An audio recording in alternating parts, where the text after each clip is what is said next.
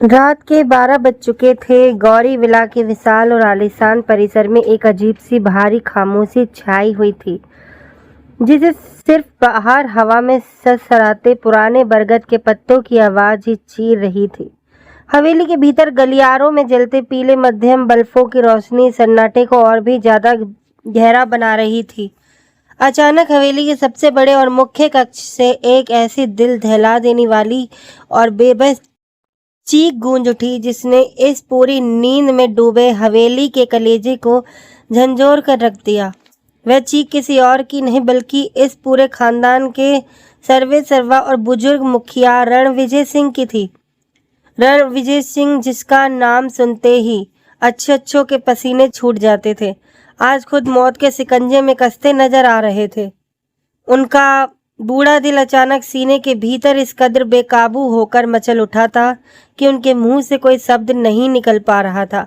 सांसें उखड़ने लगी थी और सीने में उठता वह असहनीय दर्द उनके पूरे जिस्म को तोड़े दे रहा था।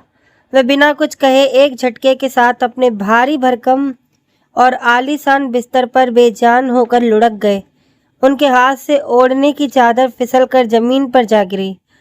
उनकी इस भयानक हालत को देखकर चंद पलों के भीतर ही पूरे घर में भगदड़ और कोहराम मच गया।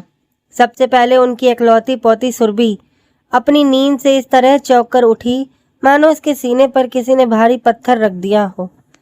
उसके शरीर का एक एक रोम खौफ के मारे थर थर कांप रहा था। बचपन में ही उसने अपनी माँ का आंचल खो दिया था और इस दुनिया में उसके दादा रणविजय सिंह ही उसकी सबसे बड़ी ताकत, उसकी ढाल और उसकी पूरी कायनात थे। सुरभि के बदन पर सूती सलवार कमीज थी, पैरों में चप्पल तक पहनने की सुध नहीं थी। वह बिना एक पल भी गंवाए नंगे पांव ही अपने कमरे से बाहर भागी और सीधे अपने दादा के कक्ष की तरफ हवा की रफ्तार से दौड़ पड़ी।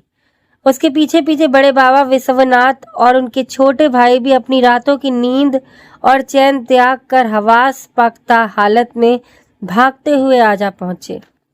बड़े बाबा विश्वनाथ ने कमरे के अंदर कदम रखते ही अपने पिता रणविजय सिंह के बेजान पड़े जिस्म को जोर जोर से हिलाया, उन्हें पुकारा, लेकिन रणविजय सिंह की आंखें पूरी तरह से बंद थी। उनके चेहरे का रंग फीका पड़ चुका था और उनकी उखड़ी हुई सांसें बता रही थी कि वक्त बहुत तेजी से फिसल रहा था। घर की बड़ी मालकिन सुमित्रा बेगम, जो सुरभि को संभालते हुए खुद को दहाड़े मार मार कर रो रही थी, उनका गला रुंध चुका था। बिना किसी औपचारिकता के तुरंत घर के ड्राइवर को आवाज लगाई गई और पिछली रात के सन्नाटे को चीरती हुई गाड़ी रणविजय सिंह को लेकर शहर के सबसे बड़े और आधुनिक अस्पताल की तरफ दौड़ी। अस्पताल के आपातकालीन कक्ष के बाहर का माहौल बेहद तनावपूर्ण था। डॉक्टर आनंद अपनी जान की बाजी लगाकर इलाज में जुटे हुए थे और बाहर परिवार वालों की सांसें अटकी हुई थी। डॉक्टरों की टीम ने अपनी मुस्तैदी और सही समय पर दिए गए इलाज से आखिरकार रणविजय सिंह की सांसों की डोर को टूटने से बचा लिया। कुछ ही घंटों बाद जब डॉक्टरों ने बाहर आकर बताया कि अब वह पूरी तरह खतरे से बाहर है और उनकी हालत स्थिर है, जब जाकर बाहर खड़े परिवार वालों की जान में जान आई। सबकी आंखें राहत के आंसुओं से भीग गई। अगली सुबह जब अस्पताल के सफेद और शांत कमरे की खिड़की के पर्दों को चीरती हुई सूरज की पहली किरण अंदर दाखिल हुई तो रणविजय सिंह की पलकें धीरे धीरे फड़फड़ाई। उन्होंने अपनी आंखें खोली। होश में आते ही उन्होंने सबसे पहले अपने आसपास अपनी पोती सुरभि को टटोला, जो कल रात से एक पल के लिए भी उनके पलंग से दूर नहीं हटी थी। रणविजय सिंह ने अपनी कांपती और कमजोर हथेलियों से सुरभि को खींचा और उसे अपने सीने से जोर से भींच लिया। सुरभि अपने दादा को इस तरह सुरक्षित और होश में पाकर अपने सारे बंधनों को तोड़कर फूट फूट कर रो पड़ी। उसने अपना चेहरा अपने दादा के सीने में छिपा लिया, मानो उसे डर हो कि अगर उसने जरा भी ढील दी तो उसके दादा उससे हमेशा के लिए दूर हो जाएंगे। लेकिन खुशी का वह माहौल और वह राहत भरा पल ज्यादा देर तक टिक नहीं सका। जैसे ही रणविजय सिंह पूरी तरह होश में आए और उन्होंने अपने चारों तरफ परिवार के चेहरों को देखा, उनके कांपते हुए और सूखे होठों से एक ऐसी बात निकली जिसने अस्पताल के उस कमरे के तापमान को अचानक शून्य कर ला दिया। उन्होंने अपने बड़े बेटे विश्वनाथ की तरफ देखा और भारी रोते हुए तथा बेहद लाचार आवाज में एक ऐसी फरियाद की जिसकी किसी ने उम्मीद भी नहीं की थी। रणविजय सिंह ने कहा कि वे अब और इंतजार नहीं कर सकते। उस छोटे पोते रुद्र को वापस बुला लो जिसे उन्होंने 14 साल पहले गुस्से में आकर इस घर से, इस देश और अपनी नजरों से हमेशा के लिए बेदखल कर दिया था। रुद्र का वह नाम, वे एक अकेला शब्द जैसे ही रणविजय सिंह के मुंह से निकला, कमरे में खड़े विश्वनाथ और सुमित्रा बेगम के चेहरे का रंग उड़ गया। उनके पैरों तले से जमीन खिसक गई, लेकिन उसी कमरे के एक कोने में खड़ी सुरभि के पूरे वजूद में, उसकी रग रग में जैसे अचानक किसी ने आग की तेज लपट दौड़ा दी हो। उसके सीने के भीतर नफरत का एक ऐसा भयानक और विशाल समंदर एक साथ उबाल खाने लगा जिसकी गहराई और जलन का अंदाजा लगाना किसी के बस में नहीं था। वह 14 साल पुराना काला साया, वह भयानक चेहरा और वह सारे जख्म एक ही सेकंड में उसकी खुली आंखों के सामने जिंदा हो उठे। रुद्र, वही नाम, वही शख्स था जिसके खौफ और जुल्म की दास्तान सुरभि के दिल पर किसी गहरे जख्म की तरह खुदी हुई थी। बचपन में इसी रुद्र ने सुरभि के साथ जो बेरहमी की थी, उसकी दहशत आज भी सुरभि की रातों की नींद उड़ा देती थी। वक्त और उम्र भले ही आगे बढ़ चुकी थी, सुरभि एक समझदार युवती बन चुकी थी, लेकिन उसके दिल के किसी कोने में रुद्र के प्रति वह नफरत और वह आग आज भी वैसी ही सुलग रही थी, बल्कि समय के साथ और ज्यादा खतरनाक हो गई थी। वह उस इंसान का नाम तक अपनी जुबान पर लाना पाप समझती थी जिसने उसकी मासूमियत को कुचलने में और उसे मौत के मुंह में धकेलने में कोई कसर नहीं छोड़ी थी। दादा के मुंह से उस दुश्मन का नाम सुनते ही सुरभि की आंखें अंगारे की तरह लाल हो गईं। उसका दिल जोर जोर से धड़कने लगा और इसके भीतर बदला लेने तथा उस शख्स से नफरत करने की पुरानी दीवारें और ज्यादा मजबूत होकर खड़ी हो गई। अस्पताल से लौटने के बाद भी हवेली का वह कमरा और रणविजय सिंह के मुंह से निकला वह एक नाम रुद्र सुरभि के दिमाग में बार बार गूंज रहा था। उसके दिल और दिमाग में 14 साल पुरानी वो डरावनी यादें एक फिल्म की तरह चलने लगी। अगर इस अतीत के पन्नों को पलट कर देखा जाए तो ये नफरत रातों रात पैदा नहीं हुई थी, बल्कि इसकी जड़ें बहुत गहरी थी। बात तब की है जब सुरभि मात्र 1 साल की नन्ही नाजुक और खिलखिलाती हुई परी की तरह इस गौरी विला में आई थी। उस वक्त रुद्र 5 साल का एक लाडला, थोड़ा जिद्दी और घर का एक लौता शहजादा बच्चा था। दादा रणविजय सिंह की जान सिर्फ और सिर्फ रुद्र में बसती थी। वह उसकी हर जिद को सिर आंखों पर रखते थे, लेकिन किस्मत को कुछ और ही मंजूर था। जिस रात सुरभि की माँ अचानक इस दुनिया को छोड़कर हमेशा के लिए अलविदा कह गई, उस बेसहारा और माँ की ममता के लिए बिलखती नन्ही बच्ची को देखकर घर की बड़ी मालकिन सुमित्रा बेगम का कोमल दिल मोम की तरह पिघल गया। सुमित्रा ने उस मासूम को अपनी छाती से लगा लिया और अपनी ममता के आंचल में छुपाकर हमेशा के लिए अपना लिया। सुरभि दिन रात सुमित्रा के पास रहने लगी, उनके ही आंचल में खेलती, खाती और सोती। धीरे धीरे सुमित्रा बेगम का पूरा ध्यान, उनकी सारी ममता और लाड प्यार सुरभि की तरफ खिंचता चला गया, जो इस छोटे से बच्चे रुद्र से बिल्कुल भी बर्दाश्त नहीं हुआ। रुद्र अपने घर का इकलौता वारिस था और उसे बचपन से ये गलत आदत थी कि घर की हर एक चीज, हर एक इंसान पर सिर्फ उसी का अधिकार होना चाहिए। उसे धीरे धीरे ये चुभने लगा कि उसकी अपनी माँ सुमित्रा अब उससे दूर हो गई है और उसके हिस्से का सारा प्यार और तवज्जो इस नई आने वाली अजनबी लड़की ने छीन ली है। यहीं से रुद्र के कोमल और नासमझ मन में सुरभि के प्रति ईर्ष्या, जलन और कड़वाहट के जहरीले बीज बोए जाने लगे थे। वह अक्सर अपनी माँ सुमित्रा के पास आकर जिद करता, पैर पटकता और चिढ़कर कहता कि आप सिर्फ इसी पर ध्यान रखती हैं, मेरा नहीं। अब आप मुझसे प्यार नहीं करती। सुमित्रा उसे प्यार से समझाने की लाख कोशिशें करती, उसकी भलाइयाँ लेती, लेकिन रुद्र के दिल में बैठी हुई जलन दिन प्रतिदिन और अधिक गहरी होती चली गई और फिर एक दिन वह खौफनाक और बदनसीब वाकया हो गया जिसने दोनों के बीच नफरत की एक ऐसी चौड़ी खाई खोद दी जिसे दुनिया का कोई भी रिश्ता पाट नहीं सकता। सुरभि तब बहुत छोटी थी, नासमझ और चंचल थी। वह खेलते खेलते एक दोपहर भटकती हुई रुद्र के खास कमरे में चली गई। उस कमरे में रुद्र की स्कूल की नई किताबें, रंग बिखरे पेन और उसकी कई दिनों की मेहनत से तैयार की गई खूबसूरत कॉपियां रखी थी। नासमझी में सुरभि ने उन कागजों पर अपने नन्हे हाथों से पेन चलाकर लकीरें खींच दी और उन्हें पूरी तरह गंदा कर दिया। ठीक उसी वक्त रुद्र स्कूल से लौटकर सीधे अपने कमरे में दाखिल हुआ। उसने जब अपने कमरे और अपनी कीमती पसंदीदा किताबों का ऐसा तहस नहस हाल देखा तो उसका छोटा सा दिमाग गुस्से के मारे सुन्न पड़ गया। उसका खून खौल उठा। उसने पहले तो खुद को रोकने की कोशिश की, लेकिन जब उसने अपनी मेहनत को बर्बाद देखा तो उसका सारा बल सुलभ संयम टूट गया। उसने आओ देखा न ताओ आगे बढ़कर सुरभि के कोमल गाल पर एक जोरदार तमाचा रसीद कर दिया। सुरभि उस अचानक हुए हमले से दर्द और डर के मारे चीख उठी, लेकिन रुद्र का गुस्सा यहीं शांत नहीं हुआ। उसके भीतर का अंधापन उस पर पूरी तरह हावी हो चुका था। उसने उस रोती बिलखती नन्ही बच्ची को घसीटते हुए हवेली के सबसे पिछले हिस्से में बने उस वीरान, डरावने और धूप अंधेरे स्टोर रूम की तरफ धकेल दिया, जहाँ सिवाय धूल कबाड़, मक्खड़ी के जालों और सीलन भरी बदबू के कुछ नहीं था, और जहाँ जाने से बड़े बड़े मजबूत आदमियों के भी रोंगटे खड़े हो जाते थे। सुरभि उस बदबूदार और स्याह अंधेरे कमरे के फर्श पर औंधे मुंह गिरी और घंटों तक अपनी माँ और परिवार को पुकार पुकार कर रोती रही। बाहर हवेली में दिन ढलता गया और अंदर सुरभि का दम घुटने लगा।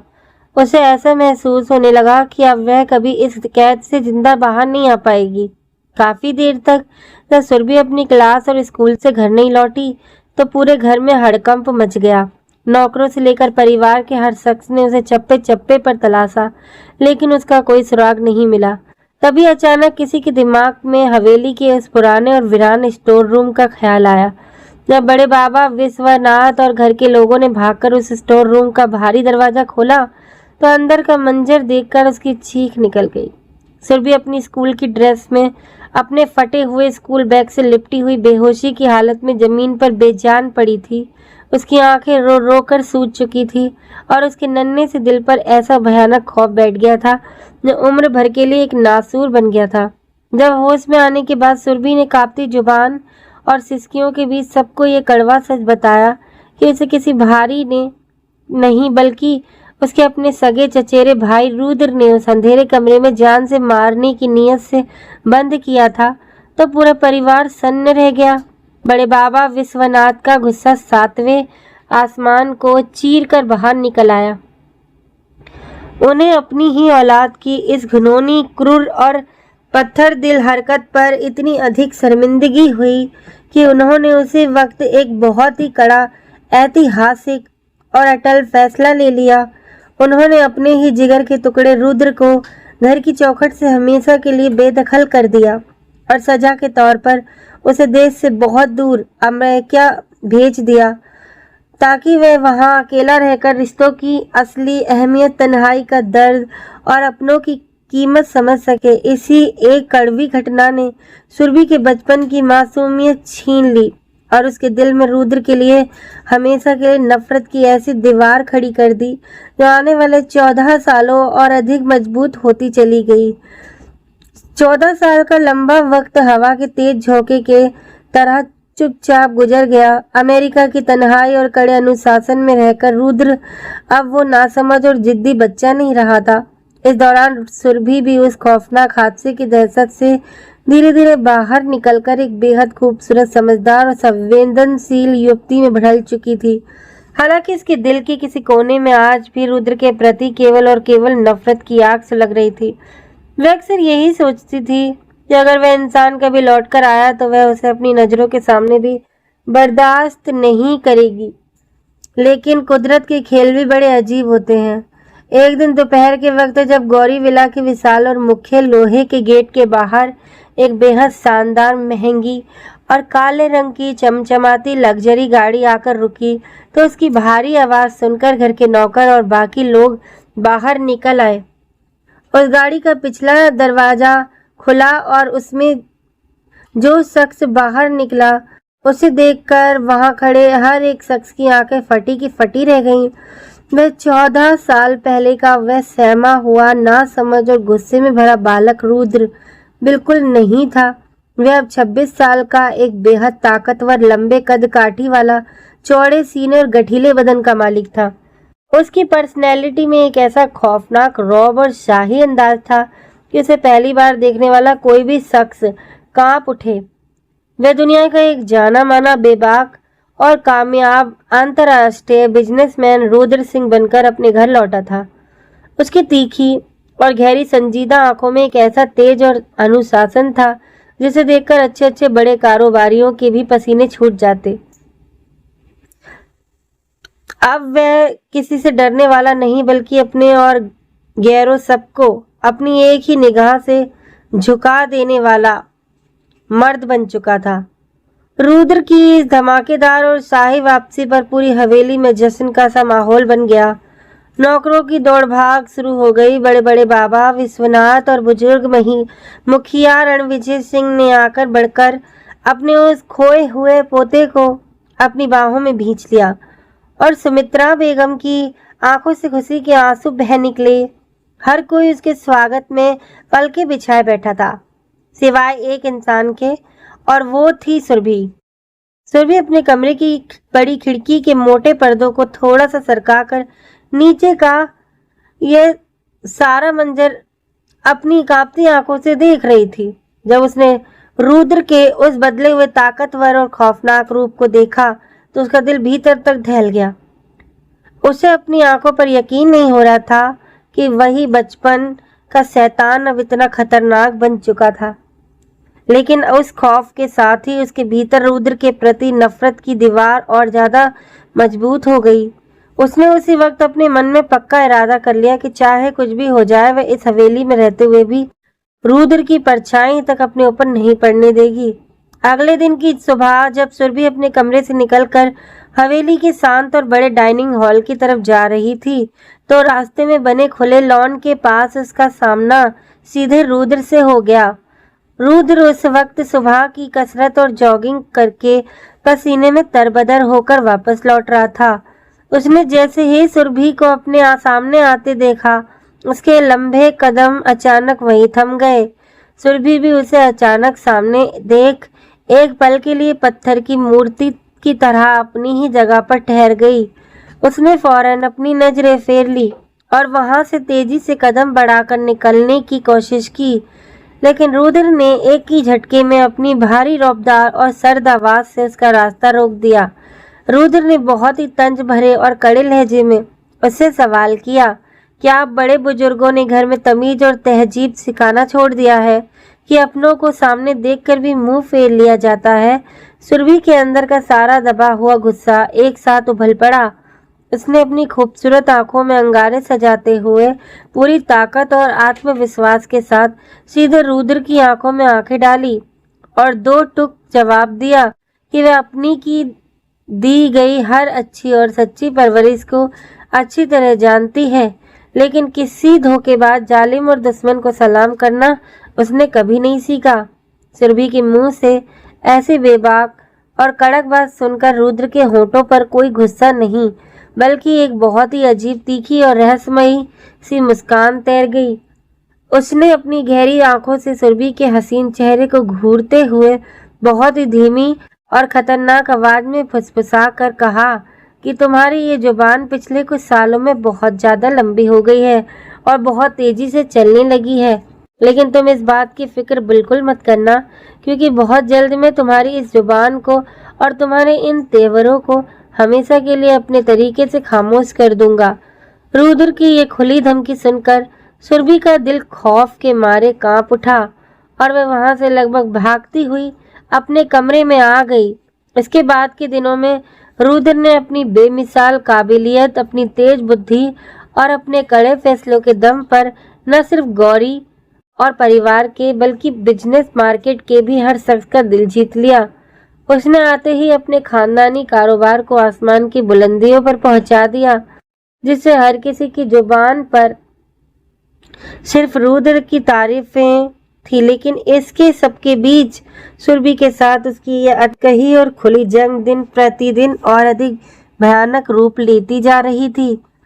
वे दोनों जब भी आमने सामने आते, हवा में नफरत की चिंगारियां उड़ने लगती। रुद्र की वापसी को कुछ ही महीने बीते थे कि हवेली के भीतर एक नया भूचाल आ गया। रुद्र ने अपनी काबिलियत से भले ही पूरे परिवार का दिल जीत लिया था, लेकिन उसके दिल में तो सिर्फ एक ही तमन्ना थी, सुरभि। एक शाम जब सुमित्रा देवी और बुजुर्ग मुखिया रणविजय सिंह फुर्सत में बैठे थे, तो उन्होंने रुद्र की शादी की बात छेड़ी।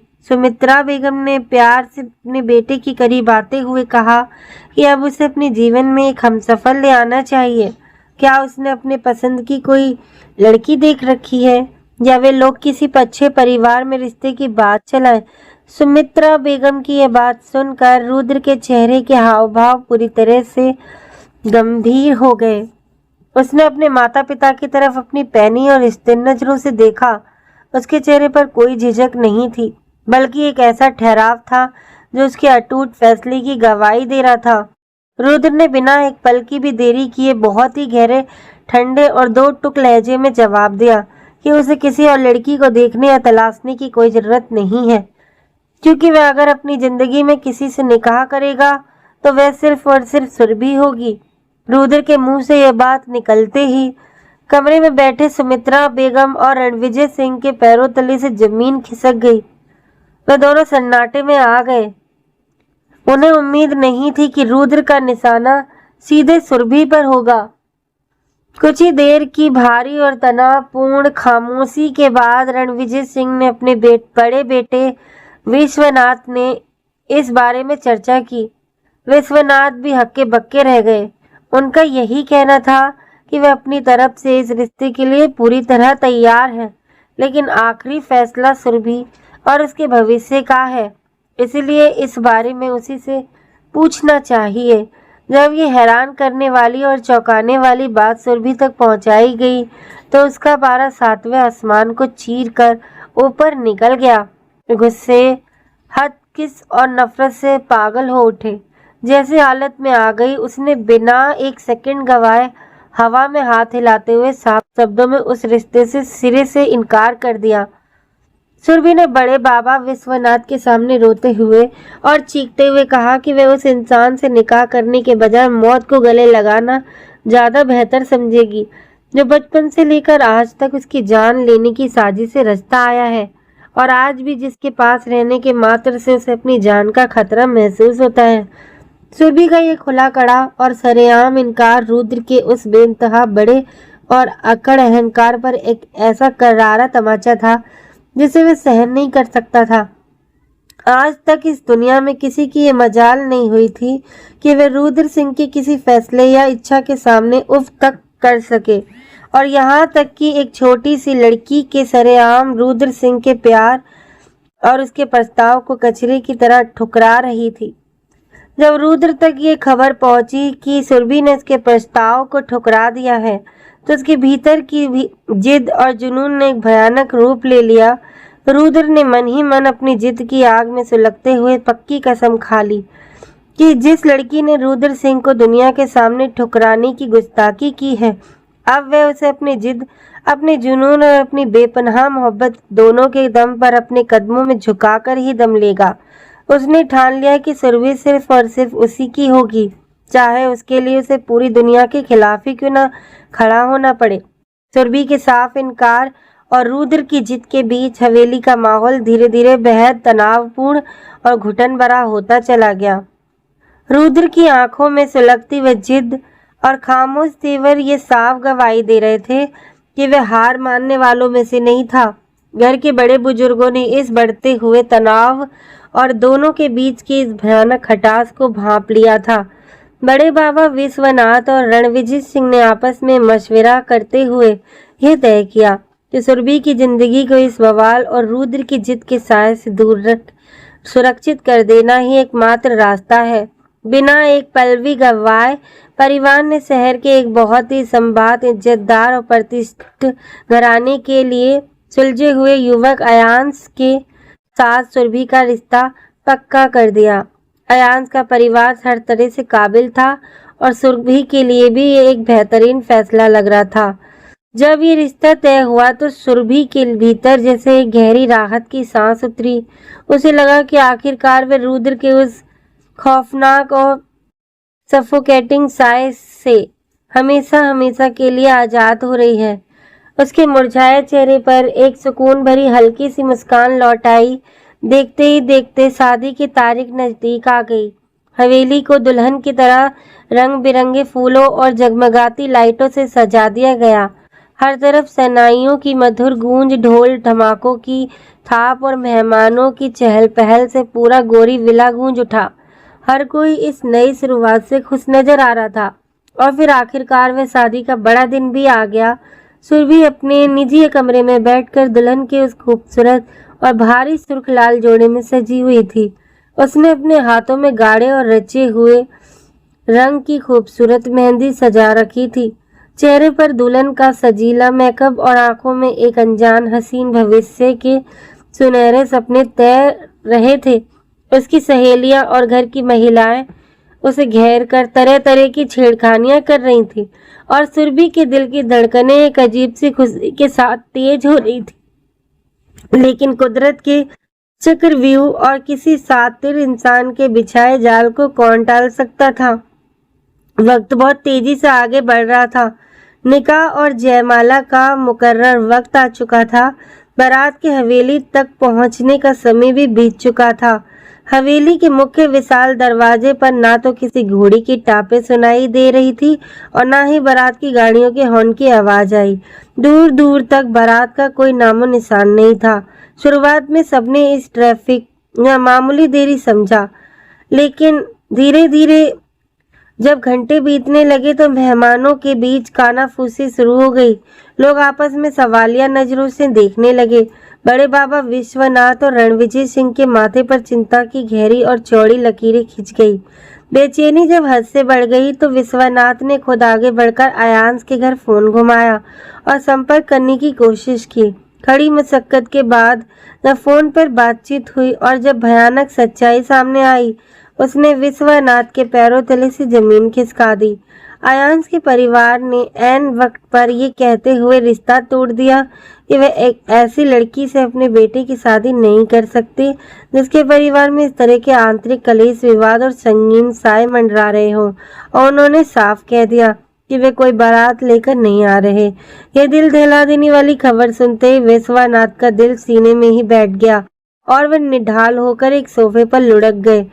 सुमित्रा बेगम ये सुनते ही धाड़े मारकर जमीन पर बैठकर फफक फफक कर रोने लगी।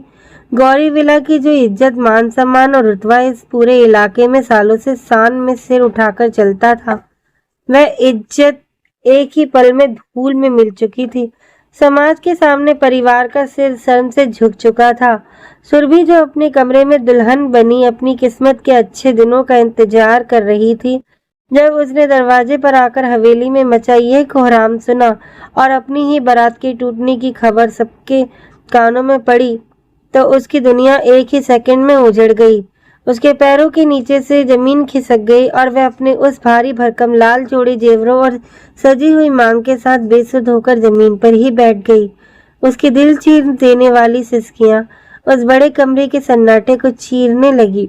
उसके अरमानों का एक एक महल उसकी आंखों के सामने चकनाचूर हो चुका था। ठीक उसी वक्त जब चारों तरफ मातम, जिल्लत और बेबसी का घना अंधेरा छाया हुआ था, उस भरी महफिल और सन्नाटे के बीच अपनी चौड़ी छाती, मजबूत और नपे तुले कदमों के साथ रुद्र सिंह आगे बढ़ा। उसने एक बेहद शानदार प्रीमियम 3 पीस सूट पहना हुआ था और उसकी आंखों में एक ऐसा बेकाबू जुनून, एक खौफनाक सुकून और जीत की चमक थी जिसे कोई नहीं पढ़ सकता था। रुद्र सीधे आगे बढ़ा। उसने रोते, टूटे चुके और बेबस खड़े विश्वनाथ के कंधे पर अपना मजबूत हाथ रखा और पूरी महफिल के सामने एक ऐसा खौफनाक और अटल ऐलान कर दिया जिसने वहां खड़े और हर शख्स को सन्न करके रख दिया। उसने अपनी कड़क, भारी और दोबदार आवाज में पूरे अधिकार के साथ कहा, ये इस मुश्किल, जिल्लत भरी और आपदा की घड़ी में कोई और आगे आए न आए, वह रुद्र सिंह खुद इस वक्त अपनी पूरी और खुली रजामंदी से सुरभि से निकाह करेगा और गौरी परिवार की इस डूबती हुई इज्जत पर दुनिया के किसी शख्स को उंगली उठाने का मौका नहीं देगा। रुद्र का यह अचानक और चौंकने वाला प्रस्ताव सुनते ही सुरभि की तो मानो सांसें ही रुक गई। उसका दिल चाहा कि वह जमीन फट जाए और वह उसमें समा जाए। उसने अपनी सूजी हुई आंसुओं से भरी आंखों को उठाया और फटी हुई नजरों से रुद्र को देखा। वह चीख चीख कर, सिर हिला हिला कर ना में जवाब देने लगी। उसके होंठ कांप उठे, लेकिन परिवार की इज्जत बचाने की मजबूरी, समाज का डर और बड़े बुजुर्गों के रोते हुए चेहरों के दबाव के आगे उसकी एक भी नहीं चली। किसी में इतनी हिम्मत नहीं थी कि वह रुद्र के इस फैसले के खिलाफ एक शब्द भी बोल सके। सबने खामोश रहकर और अंदर ही अंदर राहत महसूस करते हुए रुद्र के इस फैसले पर अपनी मोहर लगा दी। देखते ही देखते चंद मिनटों के भीतर मौलवी साहब को बुला लिया गया और जो खतरनाक, सुनियोजित खेल रुद्र ने अपनी सातिर चाल चलकर रचा था, वह आखिर अपनी मंजिल पर पहुंच गया। सुरभि ने ना चाहते हुए भी, रोते बिलखते, कांपते हुए हाथों और टूटे हुए दिल के साथ रुद्र सिंह की कानूनी और धार्मिक रूप से पत्नी बन चुकी थी। किस्मत ने जिस शख्स को उसकी सबसे बड़ी नफरत बनाया था, आज उसी की दहलीज पर लाकर उसे हमेशा के लिए खड़ा कर दिया था। विदाई की तमाम रस्में पूरी होने के बाद जब रुद्र अपनी नवविवाहिता दुल्हन सुरभि को अपनी मजबूत बाहों में उठाकर अपनी निजी, आलीशान और शाही कमरे में दाखिल हुआ, तो कमरे का भारी दरवाजा बंद होते ही सुरभि के भीतर का सारा सब्र, सारा और डर और सारा गुस्सा एक साथ किसी ज्वालामुखी की तरह फट पड़ा। उसने रुद्र को एक जोरदार धक्का दिया और पागलों की तरह चीखते हुए उस पर इल्जाम लगाने लगी कि यह सब उसी की चली हुई घटिया और खौफनाक साजिश थी। उसी ने अयांश और उसके परिवार को पैसे देकर या डरा धमकाकर बारात को रास्ते से तुड़वाया है, ताकि वे इस तरह उसे मजबूर करके उसे अपना 14 साल पुराना बदला ले सके। रुद्र ने बहुत प्यार से नरमी बरतते हुए उसके डंडे पड़ते हाथों को अपने हाथों में लेना चाहा और कहा कि वे एक बार उसकी बात सुन ले, लेकिन सुरभि का मानसिक संतुलन उस वक्त पूरी तरह डगमगा चुका था। उसके दिमाग में बचपन का वैध स्टोर रूम वाला खौफनाक इस हद तक हावी था कि उसे हर सेकंड ये लग रहा था कि रुद्र अब उसे जिंदा नहीं छोड़ेगा और तड़पा तड़पा कर मार डालेगा। रुद्र ने जब देखा कि वह किसी भी तरह समझने को तैयार नहीं है, तो उसकी अपनी सहन शक्ति भी जवाब दे गई। उसने एक झटके में सुरभि को अपने काबू में किया, उसे प्यार से लेकिन मजबूती के साथ बिस्तर पर लिटाया और थोड़ा सख्त रवैया अपनाते हुए उसे शांत करने की कोशिश की। रुद्र की आंखों में जब सुरभि ने देखा, तो उसे दिखा कि उस सख्त दिखने वाले मर्द की आंखों में गुस्से से ज्यादा एक अजीब सा दर्द, एक गहरा पश्चाताप और उसके लिए बेइंतहा मोहब्बत के समंदर की सुर्खी तैर रही थी। रुद्र ने अपने दोनों हाथ सुरभि के सामने जोड़ दिए और बेहद नम, कांपती हुई और दर्द भरी आवाज में उसे सच कबूल किया। उसने कहा कि सुरभि, तुम जो सोच रही हो वैसा बिल्कुल भी नहीं है। 14 साल पहले जब मैंने तुम्हें उस स्टोर रूम में बंद किया था, तो वह मेरी नादानी और बचपन की सबसे बड़ी और काली भूल थी, और इस बस एक गलती की सजा मैंने पिछले 14 सालों में अमेरिका के अकेलेपन में हर एक पल, हर एक सेकंड काटी है। मैं हर दिन उस अपराध बोध में घुटता रहता हूँ, और सच तो ये है कि मैं तुमसे कभी नफरत कर ही नहीं पाया, बल्कि मैं तो जाने कब अपनी सांसों भी ज्यादा तुमसे बेइंतहा मोहब्बत करने लगा था। जब मुझे ये पता चला कि मेरी जिंदगी की एकमात्र चाहत मेरी सुरभि किसी और की होने जा रही है, तो मेरा खून खौल उठा था, मेरा दिमाग सुन्न हो गया था। मैं तुम्हें किसी और की बाहों में जाते हुए देखने के खौफ से पागल हो रहा था, इसीलिए मजबूर होकर वह कदम उठाया ताकि तुम सिर्फ और सिर्फ मेरी बनकर रहो। रुद्र के मुंह से जब ये एक एक शब्द निकले, तो सुरभि के पैरों तले से जमीन खिसक गई। वह सुन्न रह गई। उसने रुद्र की उन भीगी हुई सच्चाई से भरी आंखों में झांककर देखा तो उसके दिल की गहराई में बैठी वह 14 साल पुरानी नफरत की इमारत एक ही झटके में धड़ाम से नीचे गिर पड़ी थी। उसे समझ आ गया कि वह इंसान झूठ नहीं बोल रहा है। इसके दिल में जो कुछ भी है वह सिर्फ और सिर्फ सुरभि के लिए एक पागलपन की हद तक पहुंचा हुआ प्यार है। सुरभि के अंदर का सारा गुस्सा, सारा अहंकार और सारा डर धीरे धीरे उस कमरे की हवा में विलीन होने लगा। उसने महसूस किया कि जिस रुद्र को वह अपना सबसे बड़ा दुश्मन और जानी दुश्मन समझती थी, असल में वही इंसान इस दुनिया में उसकी सबसे बड़ी ढाल और उसकी सुरक्षित पनाह ग्रह और उसकी सच्ची मोहब्बत बन चुका था। रुद्र ने आगे बढ़कर अपने मजबूत और कांपते हुए हाथों से सुरभि को अपनी बाहों के घेरे में समेट लिया। सुरभि ने भी अब कोई विरोध नहीं किया। उसने अपनी सारी शिकायतें, अपने सारे आंसू और अपने दिल का पूरा गुब्बार रुद्र के चौड़े सीने पर रखकर फुट फुट कर रोते हुए निकाल दिया। रुद्र ने झुककर उसके माथे को चूमा, उसके एक एक आंसू को अपने होठों से पोंछा और बहुत ही प्यार से उसके कान में फुसफुसाकर वादा किया कि अब इस जन्म में तो क्या 7 जन्मों तक कोई भी ताकत उसे सुरभि से अलग नहीं कर सकती। अगली सुबह जब सूरज की सुनहरी चमकदार किरणें गौरी विला की खिड़कियों को पार करती हुई अंदर उतरी तो सुरभि और रुद्र दोनों एक दूसरे का हाथ मजबूती से थामे हुए सीढ़ियों से नीचे उतर रहे थे। उनके चेहरे पर एक नए खूबसूरत हमेशा के रिश्ते की चमक थी और होठों पर सुकून भरी मुस्कान खेल रही थी। नीचे डाइनिंग टेबल पर बैठे रणविजय सिंह, बड़े बाबा विश्वनाथ और सुमित्रा बेगम ने जब अपने उन दोनों बच्चों को इस तरह हाथ में हाथ डाले और पूरी तरह एक दूसरे के रंग में रंगे हुए नीचे आते देखा तो उनकी आंखों से खुशी और संतोष के आंसू छलक पड़े। घर का वही पुराना सारा मलाल, सारी कड़वाहट और नफरत हमेशा के लिए हवा में उड़ चुकी थी और रुद्र तभी सुरभि की इस रूहानी प्रेम कहानी का एक नया और अमर अध्याय शुरू हो चुका था। तो दोस्तों, कहानी अच्छी लगी हो तो वीडियो को लाइक कर दीजिए और चैनल को सब्सक्राइब कर देना और आने वाली कहानियों के लिए नोटिफिकेशन को बेल को ऑन कर देना। धन्यवाद।